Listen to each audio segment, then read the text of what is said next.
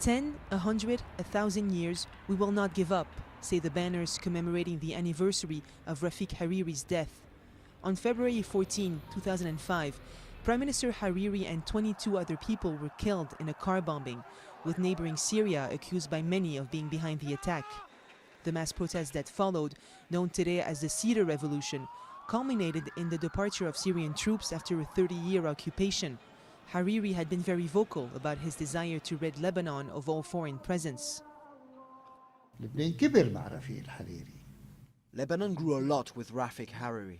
His relations inside and outside of Lebanon, maybe they bothered those who had different projects for the country. Hariri was enormously wealthy and influential, and he had the backing of several Western countries.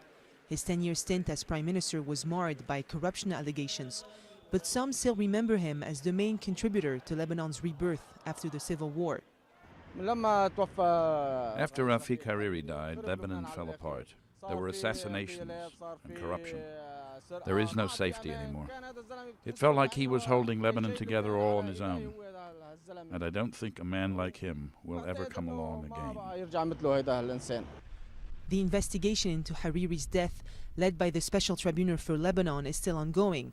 So far, 5 members of the political wing of Hezbollah have been implicated, but the armed Shia group, known for its ties with the Assad regime in Syria, refuses to deliver them.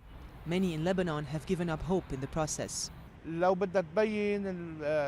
the International Court had the intention of revealing any positive results, it would have done that a long time ago. We will never know who killed him. Today, the country remains split into 2 camps.